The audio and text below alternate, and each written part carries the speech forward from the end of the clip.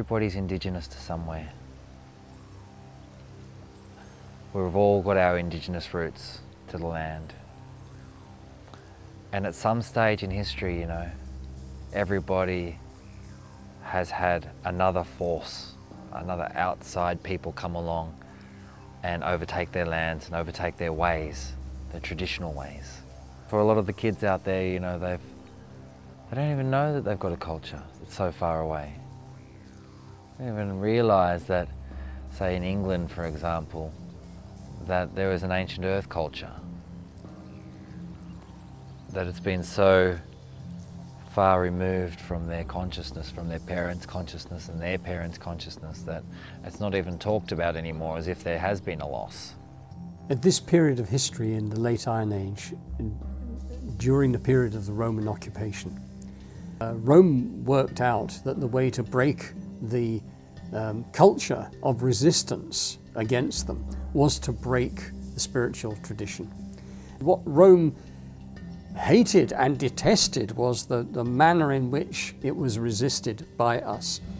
They considered themselves to be the bearers of civilization, of the right way of living for human beings. An extraordinary trauma was washed across our land as people were slaughtered. The Ordovici, they reckon, were almost completely eliminated. The Iceni must have paid a terrible price for Boudicca's uprising in AD 60. All kinds of other tribes. The Silures were brought to their knees. So the killing was appalling, was really at scale. We were abused, we were traumatized, we took it deep inside ourselves, and later, as our nation grew to its more current form, we exported that trauma all around the world.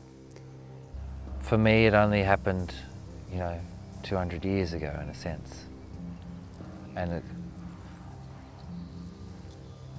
the living memory of our culture for my particular people only died with my great-grandmother, so it was she died 2 years before I was born. She was the last one in my family that knew all of our laws and language and all those sorts of things. They have categorized and reduced our people to flora and fauna. We weren't considered as human beings. And that was the old process of native title, and that was their arrogance by literally saying, well, if you want us to recognize your native title or your connection, prove to us who you are. So literally, we became phantoms from day one. Very insulting, very humiliating, but we done it in any case. So we were able to prove our connection, who we were, and that we do have our laws and customs that we abide by.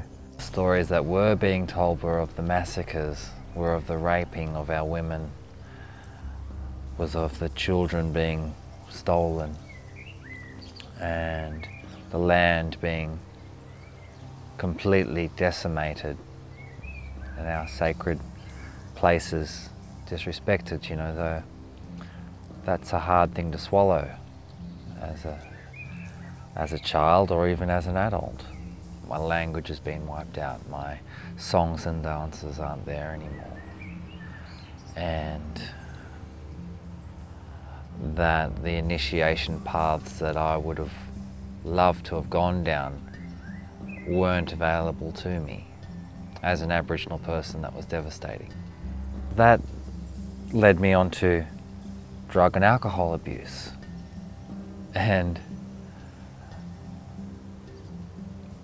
But that served its purpose as well, because I had to get to a state where I realized that I was killing myself, that nobody actually was doing anything to me now, except me.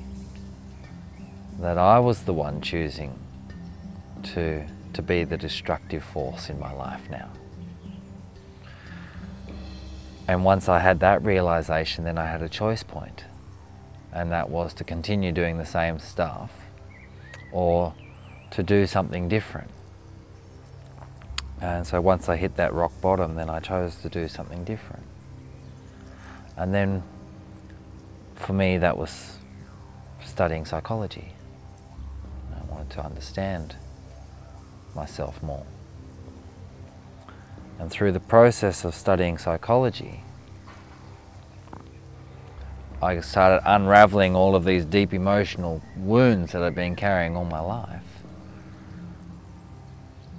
Understanding how I was using drugs and alcohol to self-medicate myself because I didn't have the skills and the tools at the time to be able to do that. And so in a sense, they were saving my life. And I think I'd managed to do a lot with my anger and a lot with my grief, which is what I believe opened the gate up for what was about to happen next. And you see, my head was very much like the scenes out of Braveheart movie or something like that, where thousands and thousands of men would come running together with swords and clashing and bang, bang, bang, you know, and blood and guts and people dying all over the place and screaming in agony, you know. That was my head every night. So it was rather noisy, you know what I mean. It was hard to sleep, and so, you know, self-medication used to be a good idea, but since I'd given up drugs and alcohol to study, I'd had to find other ways of falling asleep, which was generally study till exhaustion. And but this particular night in my third year, absolutely everything went silent in my being. And I felt a warm river run through my body. And then all of a sudden, I could feel all of my ancestors standing around me in a circle. And they said, nothing is lost. That everything is remembered on a spiritual level. And that there was nobody to blame for the loss of my culture.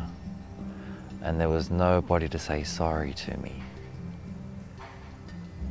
And that I would gain everything that I needed again in my life if I only tuned in with myself, with my spirit. And all I needed was patience, and that they would teach me everything that I need to know. And from that day onwards, you know, I've had that peace in my being. They bridged the gap of time for me.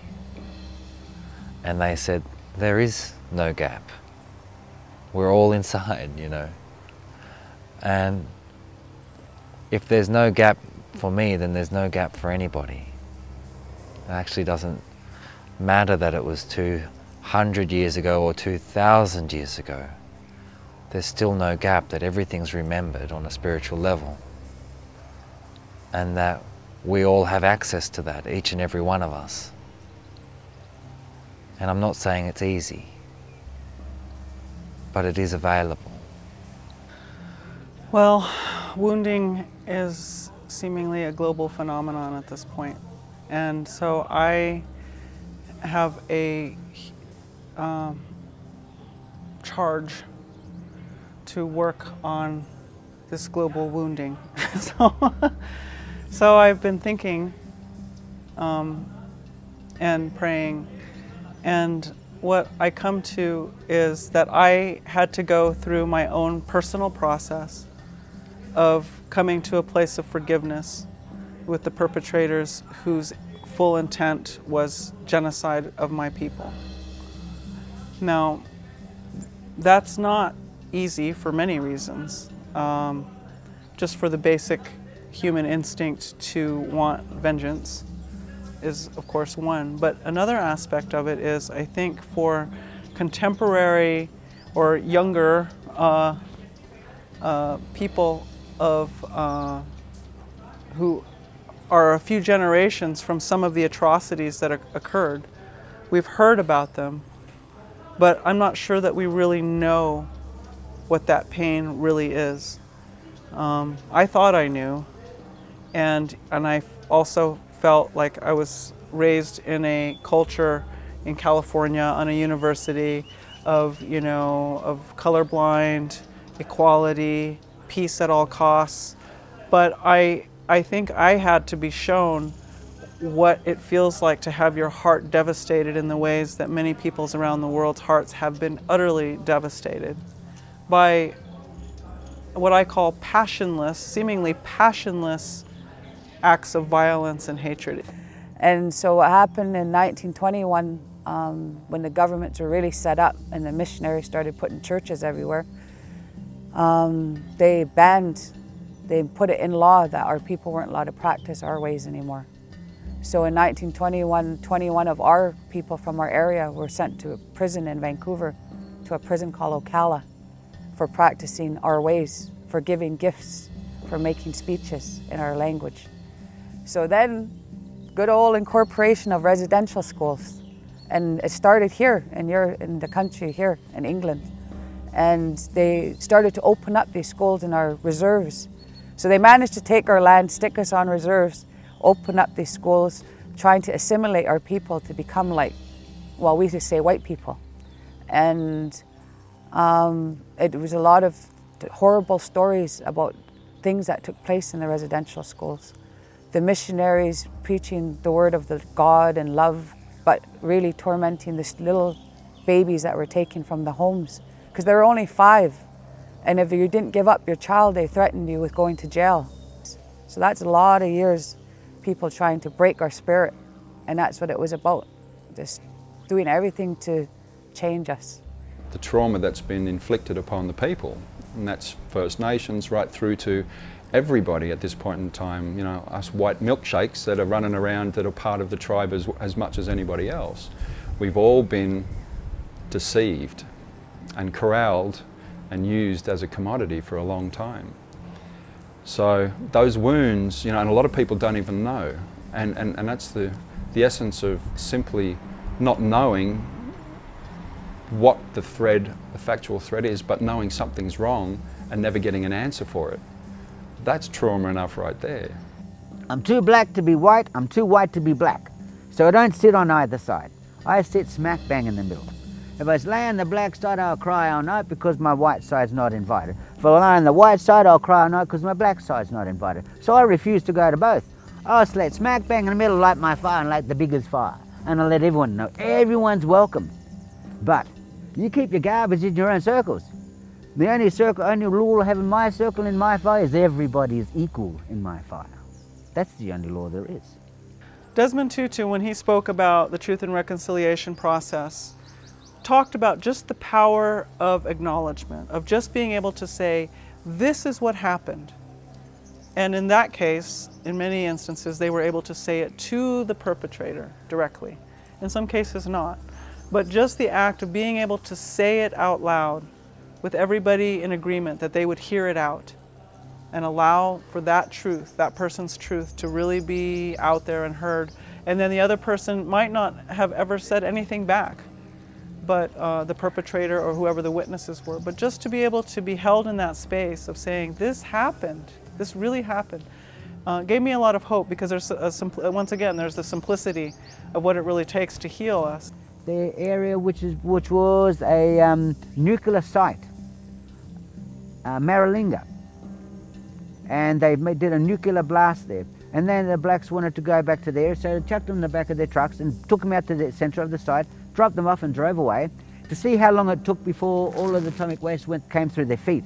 And they see how long it took by seeing how far out they were from the site, how many kilometres they walked out of that site, and they did measurements, see how long it would take before it came through. That was Maralinga site. It would be one thing if there were passion behind them, if there was a real a just cause that the individuals involved had, where they felt like they had no choice but to perpetuate violence. But the methodical, removed violence that was perpetuated all around the earth is the one that seems to be the deepest poison. So to really understand what those effects are is very difficult. And yet I think it's part of the process to really go into that place. And I was taken there in a pretty creative way, I must say, on the part of my guides and creator, to where I really had to feel the burning rage in my own heart, which I never thought I would feel. I didn't know I could feel it. But I felt burning rage in my heart against other people. And so I really had to come up to the question. I felt like in the middle of that burning rage and hatred that I was feeling in response to what I had seen and felt and heard, I felt like God asked me, do you still believe in peace? So as we've gone along through many generations, the original nations have seen the government as the problem and as the essence of as the enemy, so to speak. And the government has seen the tribes as a threat to their position. So there's constantly been this conflict. The tribes have been, at times, were asking for recognition from the government. Well, funnily enough, the government can't give that because those governments aren't sovereign. And the original tribes set it in place that they actually held the authority above and beyond those governments. They were putting those in place. So we've come to a really strange and unusual place in time as to how to redefine and recognize each other in this whole landscape. Because at the moment we recognize each other as something separate and different to the fact of what it really is. Do you still believe in peace? And for a whole year, I couldn't say a sound. I couldn't say a word. I couldn't say yes and I couldn't say no. And I just had to sit with it and sit with it and sit with it. And finally one day, when God came again for I don't know how many times and said, do you still believe in peace? I could say yes. Yes, I do. And it was like stepping through some kind of threshold of that level of commitment. Blessed are those who are, we would call the light skin, the half caste, the ones that don't fit in. Because if it wasn't for us, there would be no bridge between black and white. We are the ones being created in the half caste skin, and we are the ones who take the biggest punch. Because we get hit by both sides. We get accepted by some on both sides, but we get punished by both sides as well, because we're not one or the other. We cop it from both. Both sides cop it from the opposite only. But we, the light skin, we cop it from both. Yeah? We take it just as, if not harder than the rest. Because the ones we defend fight us as well. And the ones they're fighting against fight us as well. So we can't fight, we can't stand anywhere. We live with a lot of, suicide, a lot of alcoholism, a lot of all these influences of things that weren't ours traditionally have kind of seeped into our communities. And the one thing that is strong still is our culture, though. The ones that didn't go away from culture are the ones that are the bringers of strength still and courage. However, we do have a large population that on welfare, that have very low self-esteem.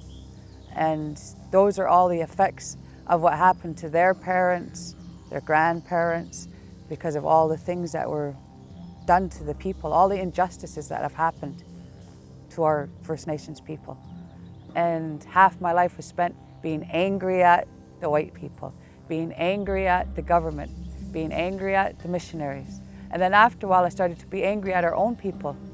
But then something changed, something transformed, and a model was introduced, and lots of goodness has come out of that. Can other cultures who have been through similar things, or maybe not, can they witness? Can they be the witness? Can we witness for each other? And say, I hear that this really happened. And so those are the pieces that I'm working with. Who is going to be the witness? But my vision is to have people, as I say, who've done this personal work of moving through the atrocities, come together. So as Indigenous peoples, how do we move through anything?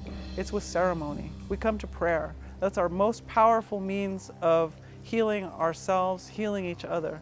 So if we can bring our deep ceremonies, and all of us, I think, must have ceremony for moving through a death, a loss, let's say.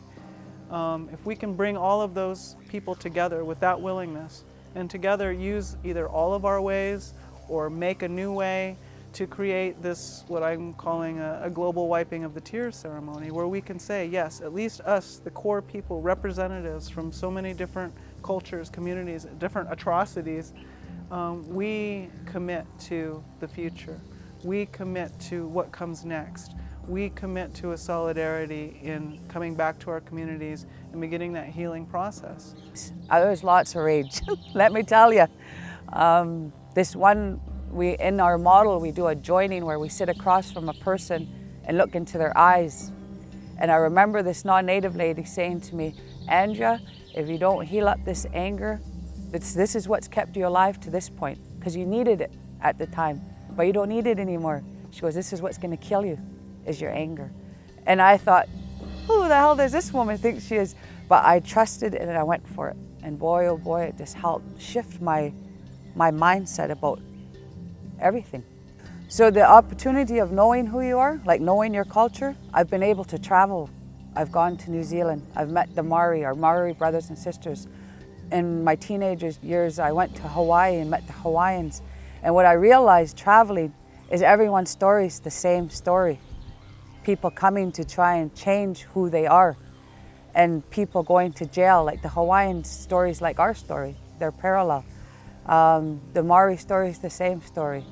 Everywhere I've been, it's about someone dominating and trying to take away people's spirit. And it's just not Kwakwaka'wakw of people that it took place, this trying to stamp out people's identity. It's been everywhere. It's everywhere. And what I realize now is that we have the key to reconnect people to spirit. That's the key we have. The unclaimed must come back. We must name them, put them in the ground. Now we claim the living, those who have the stolen generations, taken away from our tribes and our people. We claim them. Why? Because they were taken from us. Now we claim the ones who took care of them. Why? Because you were our new family. Because you took care of our kid, our brother, sister, mother, father who was taken away. You took care. So therefore you must be extended family. And it's until we heal up this place of being the victim and then victimizing at a certain degree, then we can help make the change for the bigger picture, which is the healing of Mother Earth.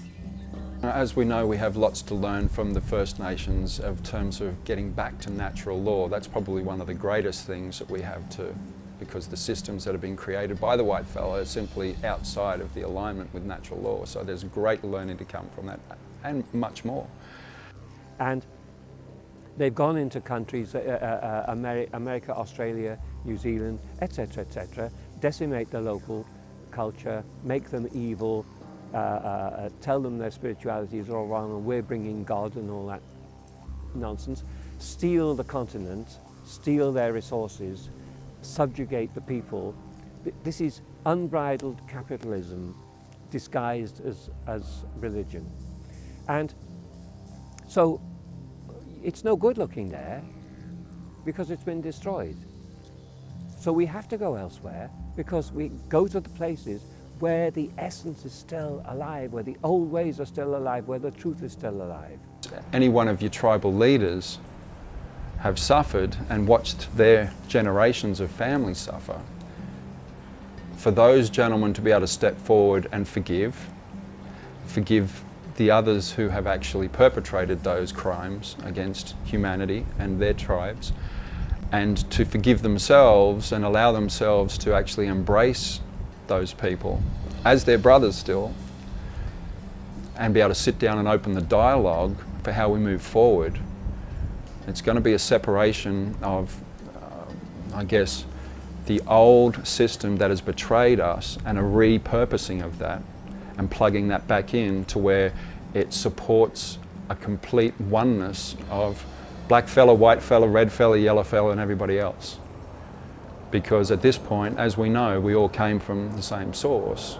I'm seeking out my brothers and sisters all around the world, which is why I go to many global gatherings, to find those people who have done that work. Because I think it's going to take them, first of all, to be able to bring their personal process and really know it, really know it, to be able to bring it into a communal, global process, so we can really understand the pieces of what it took for us to walk through that fire, come out the other side and say, yes, I still believe in peace, I still believe in the global family. What is the way towards us finding some kind of reconciliation and healing? People should come together. We should find ways of doing these larger ceremonies, which, particularly now with technology as it is, could encircle the globe. And so it's everything. And in the end also it affects how we design the education of our children, how we teach parenting, how we organize government, all the principles around which we base the economy, finance, all these things. I mean, the extraordinary thing is that it's so exciting and could be so amazing that it's hard to imagine who would not wish to do such a thing. But I guess when you're so deeply embedded in the story that we have been embedded, it's not a simple task to disengage from that story. Well, my grandparents, when I reflect back, my grandparents had it in them to forgive people. That was one of their principles, to love one another, to care for one another, to look after each other. They had really basic principles that they lived by that meant so much. And I think that in order for us to move forward, I know that in a lot of the communities, the word healing, it freaks people out. Oh man, I'm gonna have to look at myself and look at my issues, and I don't want to tell that to all these other people. And but that's the key. People have to go somewhere to heal up these really dark places in ourselves so that it can transform and we can see the world with a different set of glasses. When we remind people of their mortality, only with a reminder of mortality, that a human being begins to look for bigger things in his life. I mean, I came over to Britain, First Nations girl, come from a little village, coming over to help in any way I can to help people wake up again. And I wouldn't have done this if I didn't do my own healing. And that's a bridge for people to remember that they're gifted people, you know, not bad and wrong. So it's just time, it's time now. It's just time to get on with it, and it's time to reconnect, it's time to enjoy, it's time to remember how gifted we are. One thing that our grandparents always did was they prayed. They know how to pray to make things happen, to change things here. And with powerful prayers you can do that, and they've been doing that for thousands of years and are experts at it. Prayer is a conscious force. It's a force of consciousness. And you can change reality with prayer if it is applied with an intense amount of consciousness and repetitive.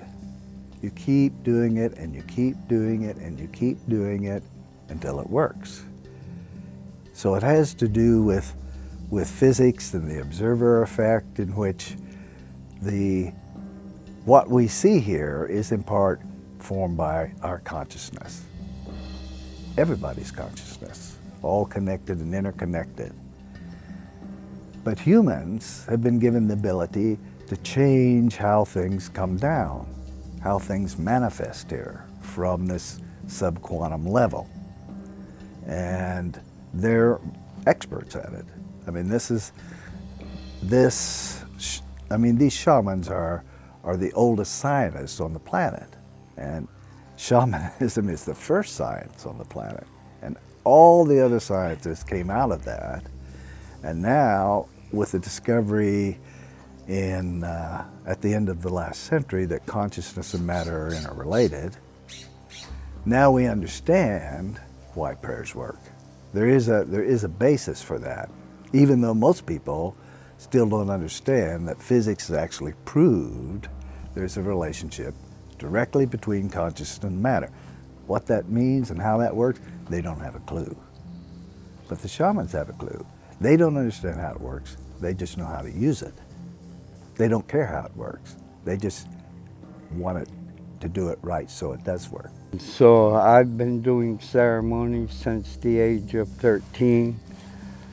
And I will still be doing ceremony until the Great Spirit, you know, takes his sacred breath of life back. Godfrey is what they call a Yuwipi man. So I'm here for the people, however way that I can help them to get up onto the mountain, to put them onto the mountain, to help them experience sacredness, to find themselves, to heal them is my purpose. And this Yuwipi ceremony was brought to the Lakota by his great-grandfather, who came with that ceremony. He was born with that ceremony, so they say he was born holy. No, my great-grandfather, because he was born sacred, he worked with stones. And in the history books, they called him the stone carrier. And basically, he was for the truth.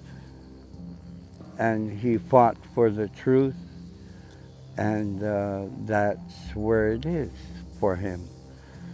Whereas my grandfather, when he first started ceremony, and the first thing that was asked of him was, you could be our spokesperson if you tell us that you will never say no for the rest of your life. And he did, because he wanted to do ceremony. And there he became the humblest man who walked the face of the earth. Never once ever getting angry, always in prayer. Only time he came into the house was to eat and sleep. Otherwise, he would be out on the land working at doing things. And he did it for 56 years. You know, and all of the abuse that the people did to him because he couldn't say no, when there was protocol that you must have these things, and when they were lacking, he improvised, or he did it anyway. He befriended Crazy Horse at an early age. And so my grandfather made him a medicine of protection. And so with it, he did anything at will because no harm would come to him. Well, he was told no harm will come to you unless your arms are held. And so both times, the first time when his arms was held, no water went in there with the gun and shot him in the face. But he lived through that. And the last final time was when the government, the cavalry held his arms when he was stabbed in the back with a bayonet, taking his life. So my great-grandfather was there at that time. And so he took the medicine back, you know? So we still possess it to this day. And I know that I call on my grandparents a lot and trust the guidance that, you know, help me, you know, look up and say, help me. And usually the messages will come through. And I think that when we're in our pain, we forget.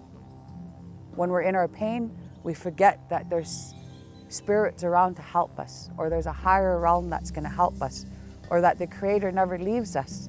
But when we're in our worst pain, we think we're all alone. And that's not the truth.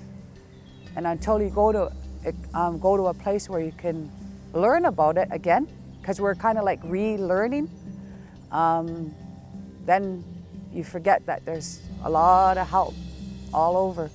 And if we can begin to heal this ancestral memory that's from our father, our mother, our mother's father on, generations and generations, all the way back as far as we can go, that we can be able to be the clearest conduit as we are here today, to be able to move forward and literally take that responsibility and clean the slate of what's been done and not go back of our forefathers and mothers prior, and then take the most highest steps forward. That's the mission at this time right now, and it's reached beyond right now. It's become bridging the Americas, reuniting Eagle and Condor, and the Quetzal from the center of Central America will reunite the Eagle and Condor, but from there now we've spread to the east to west, asking all nations and the peoples from the 7 continents of the world to come together. In the Lakota ceremonies, they will call the spirit in to the ceremony. That's the way the ceremonies begin. And when the spirit comes in, it's always the same question. What do you want? Every time. And then that's when they make their prayers. But they have to keep that prayer in mind. That is, before you go to a ceremony, for example, you make prayer ties. If you go to a Whippy ceremony, these are little packets of tobacco, a pinch of tobacco put in a little square piece of cloth and tied onto a string, and this is a prayer. Before you go into a Whippy ceremony, you make 405 prayer ties. So as the patient, you spend an incredible amount of time praying even before you go into the ceremony. So the prayers really start before the ceremony even happens. And so by the time they go into the ceremony, they are already in that mode of asking, praying, begging for this kind of help to come to them. Whoever's doing the praying just doesn't come in and say, I want this tumor to disappear, please. They'll have to keep saying over and over and over and over, and it's the repetition that assaults the incoming formations from the lower level into this level. And at some point you supersede, you go over, you overpower that, and the change comes about here. All of the ceremonies, almost cross-culturally among the American Indians, all of the healing ceremonies, all of the power ceremonies are done in complete darkness. And this is for the easy coming and going of the spirits. They can manifest much easier coming in the dark. So there's part of the preparation is to make sure that the room that you go into is completely light-free. The patient determines who comes into the ceremony. And the medicine man will always encourage you to invite anybody and everybody who can pray for you. And the more prayers they have, the more powerful it is.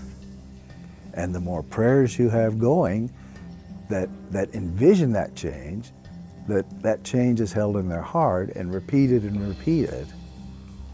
then the easier it is for it to manifest. The whole preparation for the ceremony, the whole altar, Godfrey talks about it in terms of purity, that you're displaying purity to them. And through purity of your heart, purity of your intentions, they come. I guess you could call it the most amazing one was an incident where a photographer who was living in New York City but was actually from Italy, by the name of Marco Radomi, had come up to the reservation at the time I was up there with Godfrey to request a healing. and he had AIDS. He was HIV positive.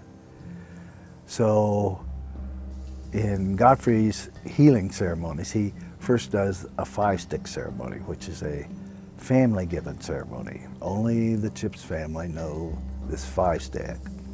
And it's a diagnostic ceremony in which they call the spirits in and ask them how many days of healing should happen. And in this case, it was a very heavy disease, and so he was going to have to undergo 4 nights of Uwhippie healings.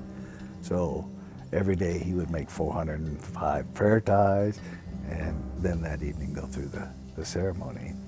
And at the end, he came out HIV negative and remained that way throughout his life. So these medicine men can do very phenomenal things if, again, the prayers are strong and the support is there and everything is done in the right way. When we allow ourselves to tap into some of the oldest traditions of our own culture, we gather up the wisdom that they have passed on to us.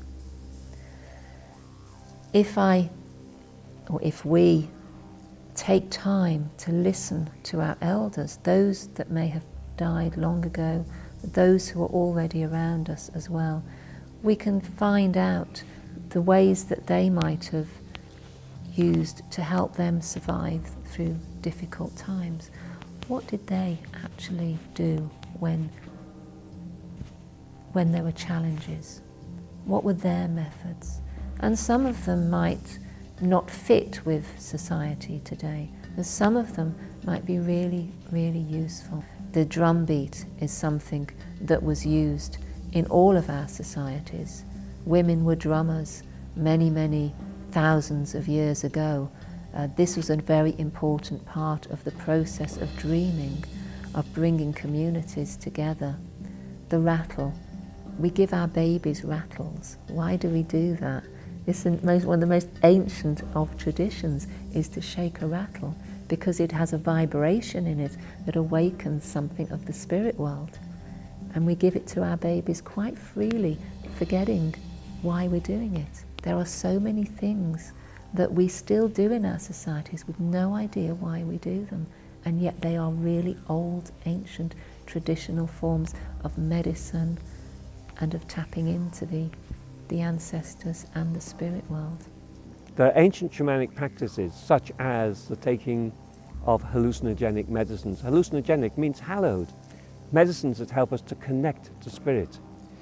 Now, these medicines in the form of, such as the Native Americans, Mexicans, peyote, the ayahuasca of the Amazon jungle, these kind of medicines have safety valves in them. And also they have spirit. They have spirit essence. And when you imbibe those medicines, you imbibe the spirit as well as the medicine. If you imbibe too much, they make you puke. They're also not particularly pleasant to take. So they're not for use as entertainment. They are the real thing. When you take synthesized factory drugs in pills, you are taking dangerous mind bombs. And those mind bombs can go off and kill people, as we know.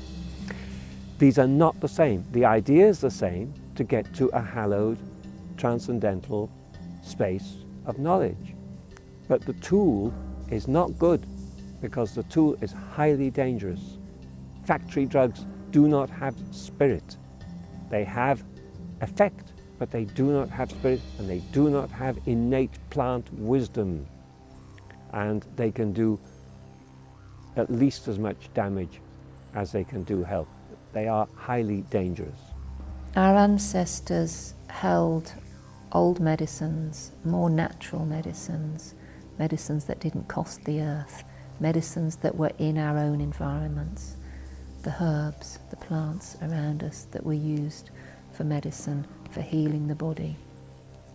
That is still there in our societies with the herbalists of today and the homeopaths of today. Those are methods that we still are in touch with. And there are many other ways of working with the spirit world, with healing tools that some of us aren't that aware of, but we can find out so much more of that if we pay attention to some of these old methods.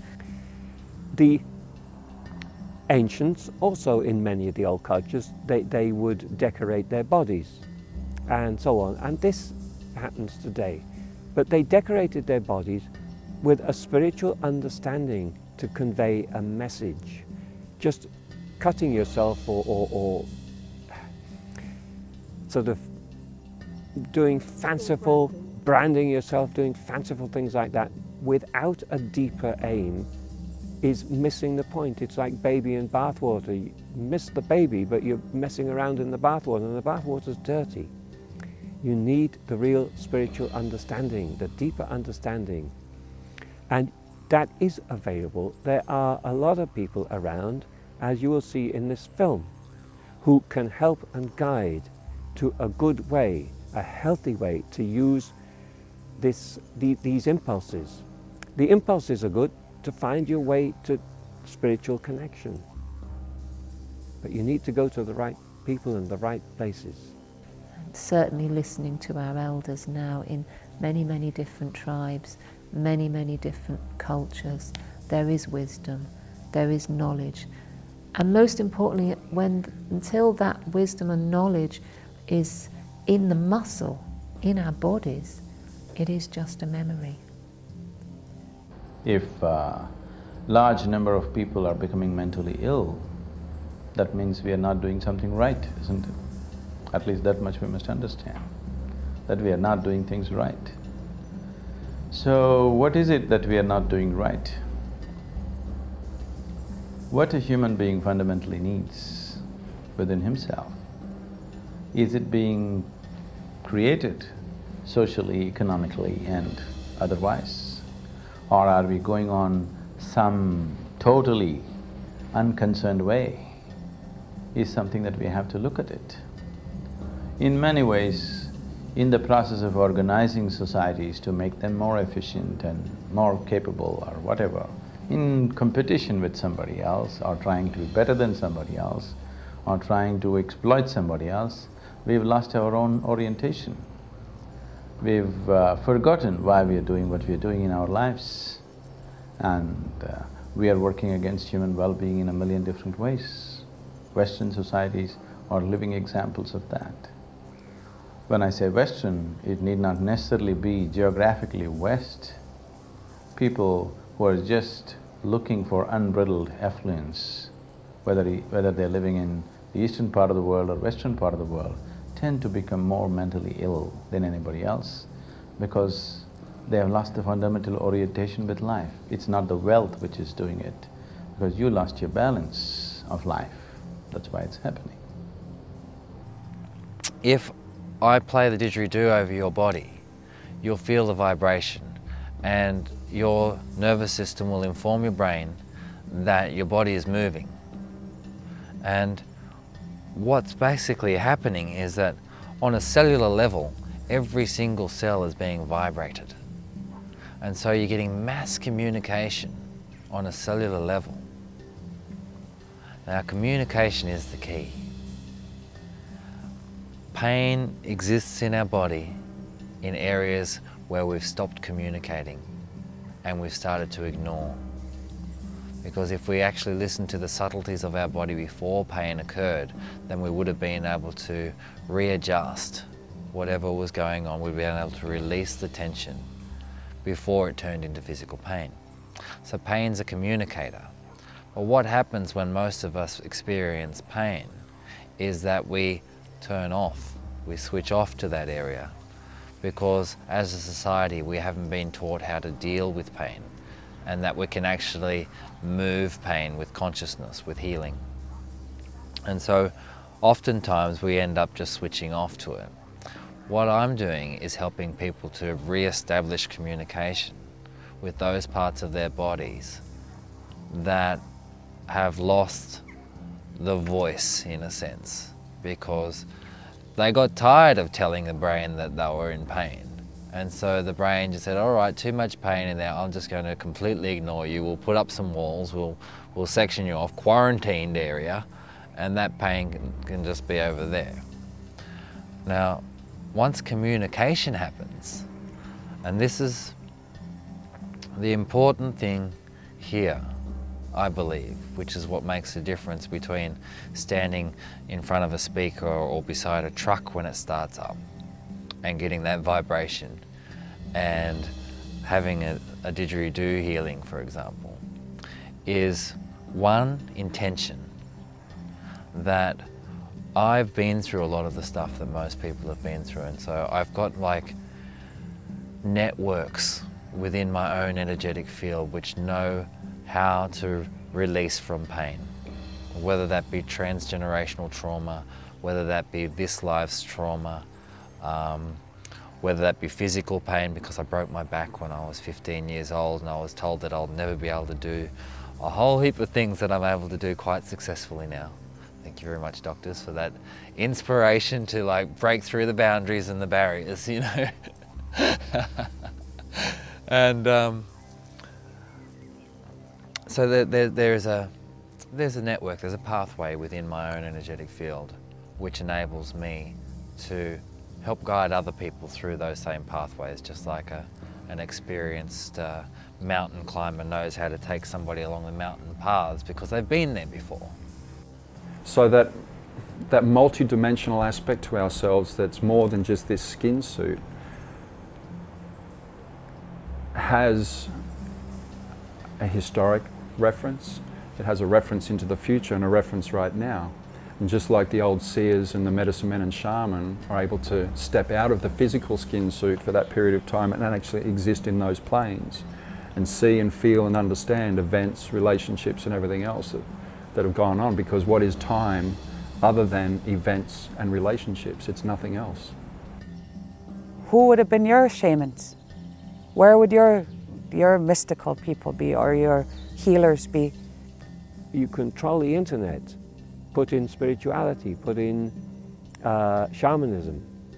Shamanism is the word that the Tungus of Siberia used for their indigenous healers, shaman. And that word has been taken by anthropologists and applied to indigenous healers all over the planet. So we get the concept of shamanism, the ways of the ancients. There are schools of shamanism who can help. There are teachers under many different titles who can help and assist and guide. Anything where you hand over responsibility is a blind alley. A teacher is only a teacher to help you to find your own truth. Any teacher who wants you to have their truth and obey their rules and laws is back in the world of junk. No teacher, no true teacher is doing anything but helping you temporarily to find your own connection, your own inner wisdom, your own inner knowing, your own truth. There is a deep wound in our society. There is a deep wound in women and in men, but particularly in women, because there's been so much taken away from us, so much suppressed, so much that hasn't been allowed to come forward. This is changing, but when we tap into that ancestral story of the feminine wound, we can find a deep, deep sense of grief, of loss. I used to be married myself, and I walked out of that marriage when my husband became unfaithful. And it isn't the chic thing to do, the nice thing to do, because we are taught when you're a woman, no matter what problems you face, stay there until the end. Well, these women have been Christians, church-going women, and they got AIDS because their husbands were unfaithful. So my thing has been, how do we shift mindsets that have been set in the rock of tradition and culture? My experience with balance between the men and the women has always been the women were stronger. Stronger in survival, stronger in resilience, in elements. With the men, it's always been the trauma. They've held trauma stronger. They've had the resilience to hold trauma longer and almost take it all with them to the grave.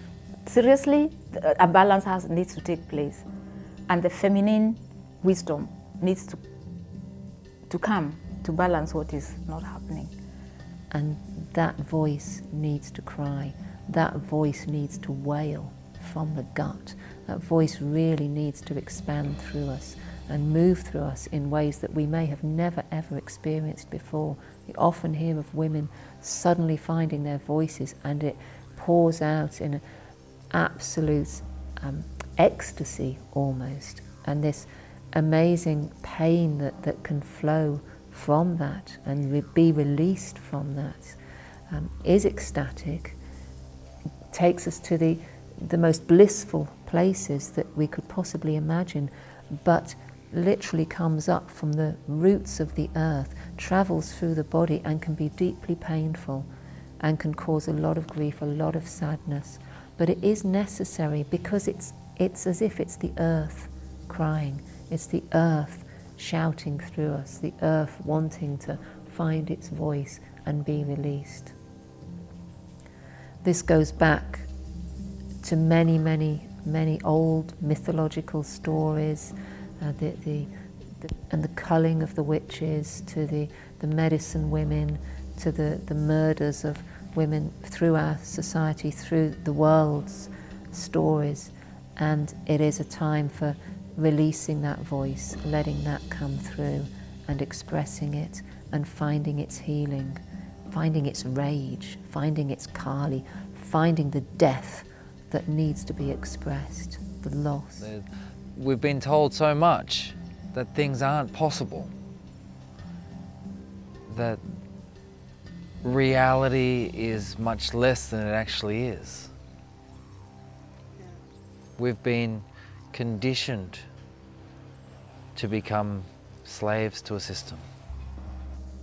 The woundedness in the world is our woundedness as individuals. And a lot of us have not learned to love ourselves. When each one of us learns to love and forgive ourselves, we'll be able to love and forgive others. If you cannot bring peace to your own mind, where is the question of bringing peace to the world? So this is what a lot of people are trying right now. They're talking about world peace when they themselves do not know even a moment of peace in their life. It's not going to work. If you really want the world to be peaceful, you have to strive to create peaceful human beings. Not much work has been done in that direction in the world. Hope is not what we seek in evidence. Hope is what we become in action. And I say, we are the hope we are looking for. When I speak with the women living with AIDS, when I speak with the children, I say, don't look at Karambu, don't look at someone else. Recognize first, you're the hope that you're looking for. That's where you find your power. And once you get it, nothing is impossible. And I'm not saying that nothing is impossible lightly. It's because I know once you find who you are, the love and light, the divine in you, then, and you learn to listen, you always get the answer. It's all about the child within, and that every person deserves for that child to be loved, and that child needs to feel pleasure with play, with, you know, raw emotion, with vulnerability. No child should ever be without those things.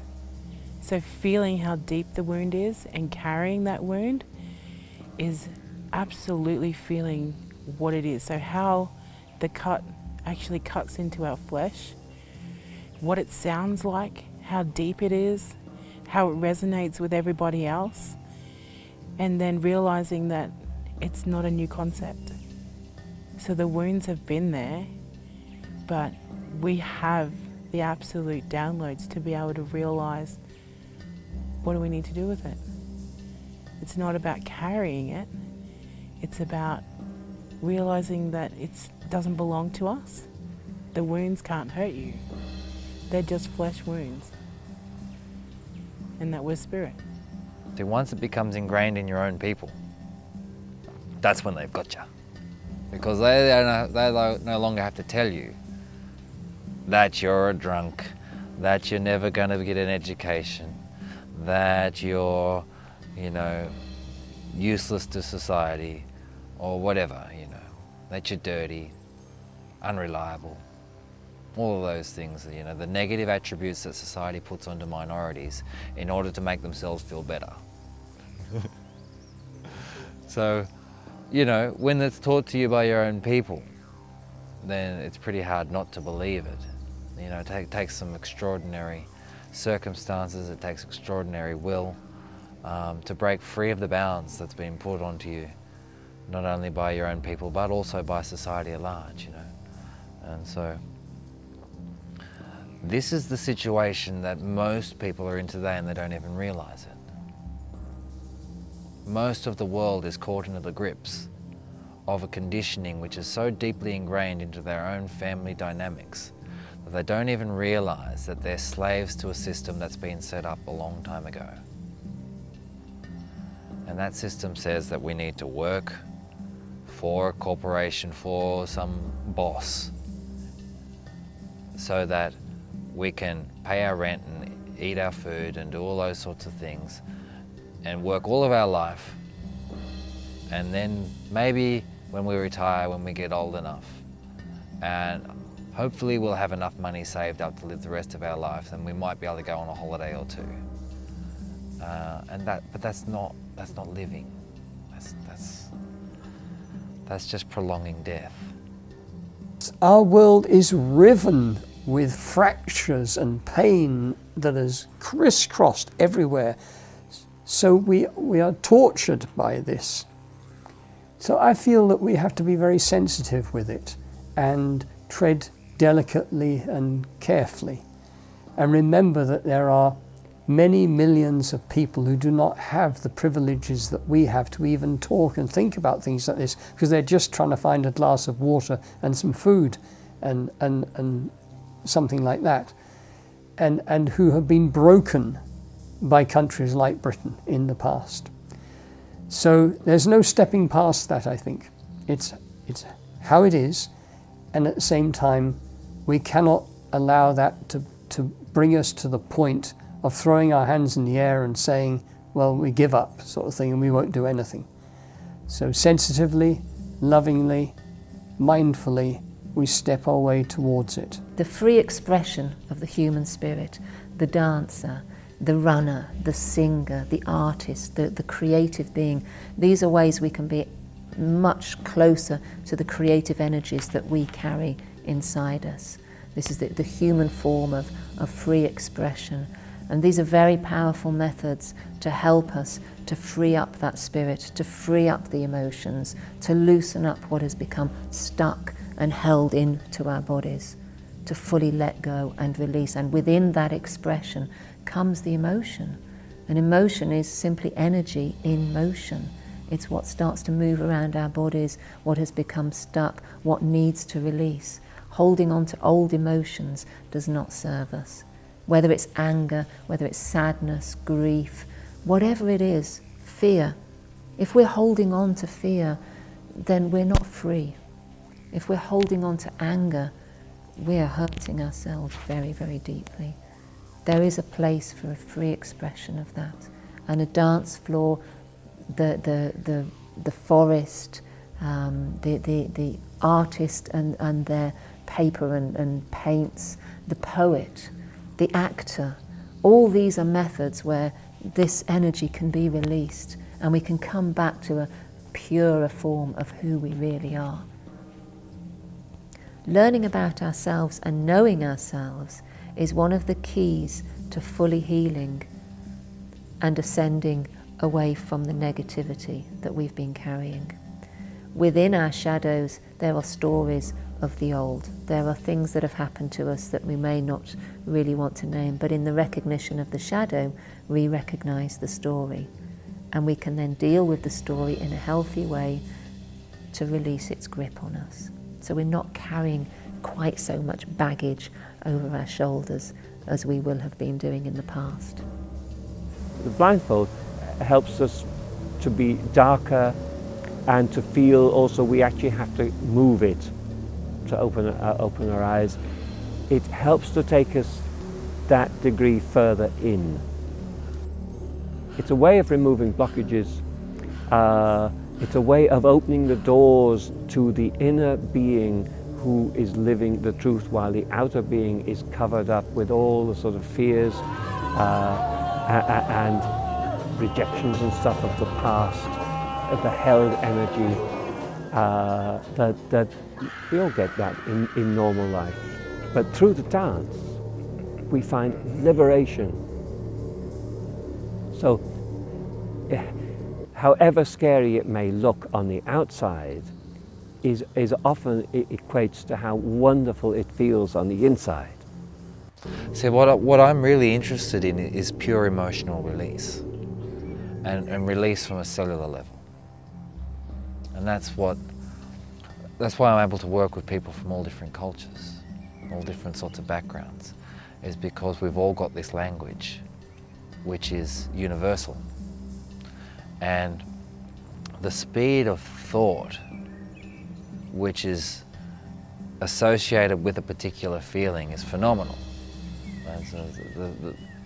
The speed of language cannot possibly keep up with it. And as a counsellor, I realised this very early on in my training, is that every time I tried to explain to somebody what was going on inside of me, all of these different thoughts associated with that, it just took me forever to try and explain what was going on, and I could never actually get there because it was just too complicated. It was so multi-layered. There was too many things linking in with this one thing that I'm trying to talk about, you know, like I could, whatever it is. I might want to talk about how I just had a fight with my wife and how shitty I feel about that. Now, if I only talk about that and don't put it in reference to the fight that I had with my mother or with my grandmother or with my sister or with my ex-girlfriend, or, you know, all those sorts of things, that all the times that I felt the same way, then it actually, you know, it's just talking about a story. And it's the latest chapter of a story that's been with me all my life, which is an unhealed wound with some aspect of the feminine. How to tell the truth. The body never lies.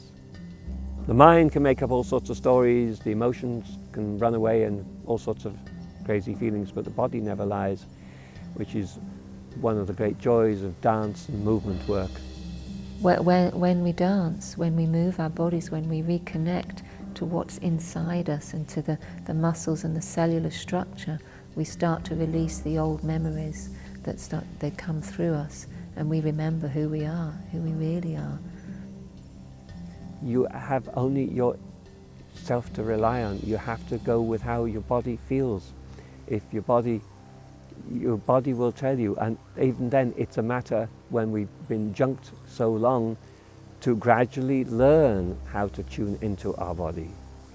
And when the message that we think we're getting is the message we're really getting. So again, it's a practice of discernment, learning by experience. I think when the drama is more of an internal drama, something to do with yourself, something to do with your own mind and your heart, when your mind and your heart are in conflict, body, heart and mind are not meeting, one thing wants to pull you one way, another wants to pull you in another direction. This is a time to be very still and centered and just to listen deeply, using your meditation tools, using the wisdom of the old to root your feet, listen to your heart, and not act on anything in particular until the time is right. Basically, not to panic. There is a lot of panic happening in the world. It doesn't serve us. It doesn't help us. Even in the most difficult of crises, panic is never going to serve. This is the shadow of the chaotic energy that is fruitful. it is about holding space, successfully holding a space for somebody to allow them to go through their own process without me putting any of my stuff into it.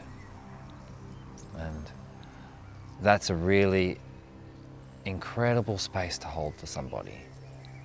Just allow them to go for it, you know, whether they need to scream or cry or yell or go really silent, and not to be asked to do anything different to what they're doing, not to be hurried, not to be made feel bad about it or anything, just simply to be held in a space that you need to be in for as long as that takes.